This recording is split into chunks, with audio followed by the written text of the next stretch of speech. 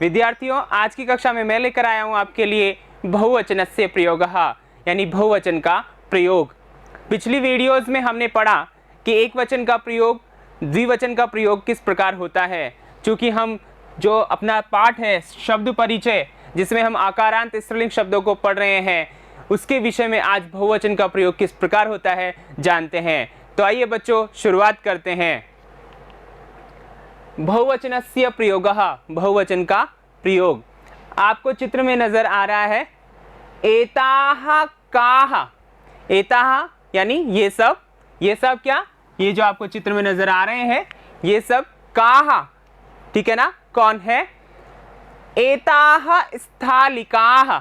एता यानी ये सब, स्थालिका का मतलब होता है थालियां, प्लेट्स, जिसमें हम भोजन क्या करते हैं, रख करके खाते हैं। तो स्थालिकाः यानी थालियां। किम एताः गोलाकाराः। किम यानी क्या, एताः यानी ये सब जो आपको चित्र में नजर आ रही है। गोलाकाराः, गोल है, गोल आकार वाली है। आम यानी हाँ, आम का मतलब क्या होता है, हाँ। यहाँ पर देखिए बच्चों, ये आम हिंदी की दृष्टि से खाने वाला आम नहीं है। आम ये यहाँ पर क्या है, अव्यय है, जिसका अर्थ होता है हाँ, ठीक है ना। एताः यानी ये सब, गोलाकाराः एव। गोलाकारा यानी गोलाकार, गोल आकार वाली, एव यानी ही। एव का मतलब क्या है, ही। ये भी अव्यय है यहाँ पर। तो विद्यार्थियों ध्यान रखिए, यहाँ पर हमने क्या पढ़ा, एता का मतलब ये सब, ठीक है ना। स्थालिका का मतलब थालियां बहुवचन में। गोलाकारा यानी कि गोल आकार वाली या गोल। आम यानी हाँ, और एव यानी ही, ठीक है विद्यार्थियों। तो यहाँ पर हमने एतत् शब्द स्त्रीलिंग में बहुवचन का प्रयोग देखा कि किस प्रकार हम यहाँ पर प्रयोग कर सकते हैं। आइए हम अब तत् की बात करते हैं। यहाँ इससे पहले हम अन्य उदाहरण भी देख लेते हैं। आपके सामने मैंने रखा है कि किस प्रकार आपसे परीक्षा में प्रश्न पूछा जा सकता है। जैसे कि एताः और रिक्त स्थान दे दिया, और कोष्टक में आपको दे दिया कि दोनों पदों में से जो उचित पद हो उसको आपको चुन करके लिखना है। तो जरा देखिए हम कैसे चुने। आपने पिछले वीडियोस में देखा और हमने बताया। तो आइए हम एक बार फिर से देख लेते हैं किस प्रकार हम चुना करते हैं। तो देखिए, एक वचन, द्विवचन और बहुवचन, अपने पास में 3 वचन होते हैं ना, उसमें किस प्रकार रूप चलते हैं। तो यहाँ पर देखिए, एतत् स्त्रीलिंग में हम बात करें तो क्या बनेगा, एषा। द्विवचन में क्या बनेगा, एते, और बहुवचन में क्या बनेगा, एताः, ठीक है ना। अब हम संज्ञा शब्द की बात करें, द्विचक्रिका को ही लेके देखते हैं। तो जैसे एक वचन में क्या बनेगा, द्विचक्रिका। द्विवचन में बनेगा द्विचक्रिके। समझ में आ रहा है ना विद्यार्थियों। हमने ये सबसे पहले वाले वीडियो में ध्यान रखिए, जो सामान्य परिचय था उसमें भी पढ़ा था ना। तो वहाँ जो हमने सामान्य परिचय दिया, वैसे ही हम यहाँ पर इसको आसानी से समझ सकते हैं। तो अब बहुवचन में क्या बनेगा, देखिए, द्विचक्रिका एक वचन में बना, द्विचक्रिके द्विवचन में बना, और बहुवचन में क्या बनेगा, द्विचक्रिकाः। द्विचक्रिकाः, ठीक है ना। अब हम पता कैसे लगाएंगे कि रिक्त स्थान में क्या आने वाला है। तो देखिए, एषा द्विचक्रिका, एते द्विचक्रिके, और एताः यहाँ बहुवचन में आ रहा है तो द्विचक्रिकाः आएगा। समझ में आ रहा है ना। तो यहाँ पर क्या सही हो जाएगा, द्विचक्रिकाः, ठीक है विद्यार्थियों। अब देखिए, यहाँ पर उल्टा पूछ लिया, यानी विपरीत भी पूछा जा सकता है। कैसे कि नौकाः दे दिया और उससे पहले रिक्त स्थान दे दिया, और पूछा कि एते और एताः में से क्या आएगा, ठीक है ना। अब आप आसानी से पता लगा सकते हो, क्योंकि आकारांत स्त्रीलिंग शब्द प्रथमा में एक समान ही चलेंगे ना, ठीक है ना, उनके रूप एक समान ही चलते हैं। तो यहाँ पर देखिए, हम नौका शब्द रख करके देखते हैं।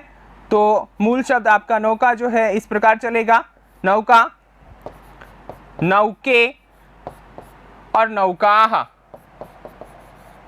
तो अब आप पता लगा सकते हैं कि यहाँ पर क्या आने वाला है, क्योंकि यहाँ पर सर्वनाम शब्द तो यही है ना।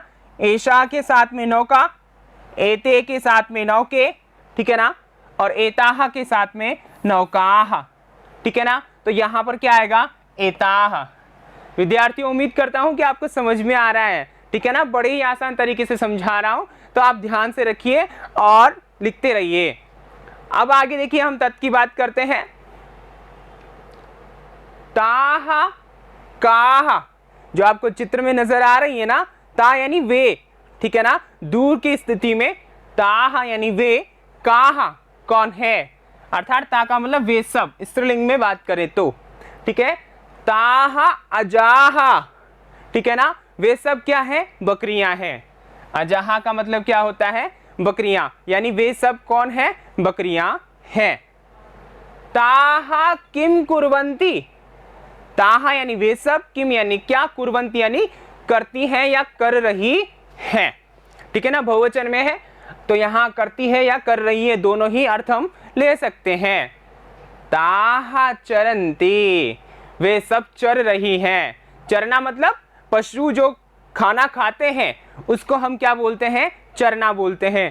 तो यहाँ पर वे सब क्या कर रही हैं, चर रही है, अर्थात अपना भोजन ले रही हैं, ठीक है विद्यार्थियों। तो यहाँ ता का मतलब वे सब, अजा यानी बकरियां, कुर्वंती का मतलब करती हैं या कर रही हैं, चरंती यानी चर रही है या चरती है, ठीक है ना। अर्थात सामान्य भाषा में हम यही उपयोग में लेते हैं और इसका जो मूल अर्थ है वो है भोजन ले रही है, ठीक है विद्यार्थियों। तो ये शब्द अर्थ आपको जानने हैं। अब यहाँ पर देखिए, ताहा जो है क्या है, तत् शब्द का हमने स्त्रीलिंग में बहुवचन पढ़ा तो वो है, और इसका प्रयोग अब देखिए यहाँ पर संज्ञा शब्द आकारांत स्त्रीलिंग जो है वो बहुवचन में किस प्रकार हम यहाँ पर प्रयोग कर रहे हैं, ये आपको ध्यान रखना है, ठीक है। अन्य उदाहरण देखते हैं इसमें। देखिए यहाँ पर देखिए, मैंने ताहा लिखा और आपको इन दोनों में से चुन करके सही लिखना है, ठीक है ना। जिस प्रकार हमने एतत् पढ़ा उसी प्रकार हम तत् को भी देख लेते हैं, एक वचनम में, द्विवचनम में और बहुवचनम में, ठीक है ना।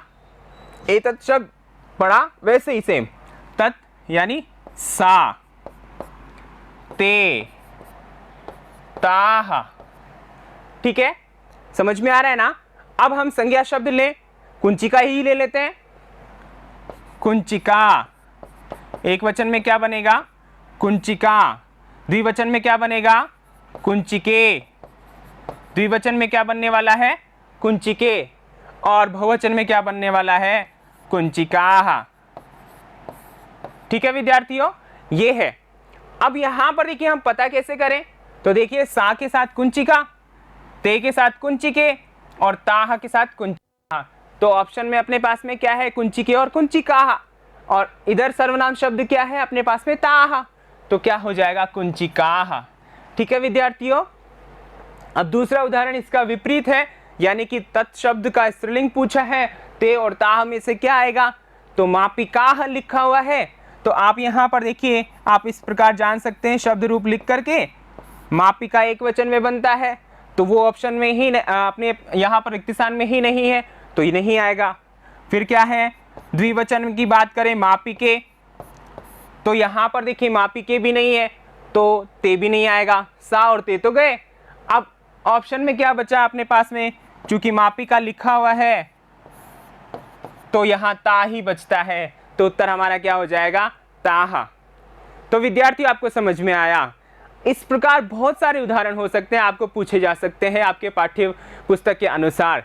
तो विद्यार्थियों आज अब तक हमने दूसरा पार्ट जो आकारांत स्त्रीलिंग शब्द परिचय है वो हमने कंप्लीट कर लिया है, लेकिन पूरा अभी भी नहीं हुआ है। क्यों नहीं हुआ है, क्योंकि अभी भी अभ्यास प्रश्न बाकी हैं।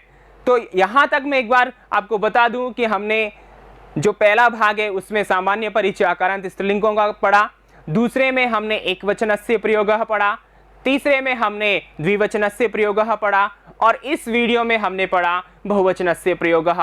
अब हम अगली कक्षा में पढ़ने वाले हैं अभ्यास प्रश्न। तब तक के लिए मेरे साथ बने रहिए। धन्यवाद।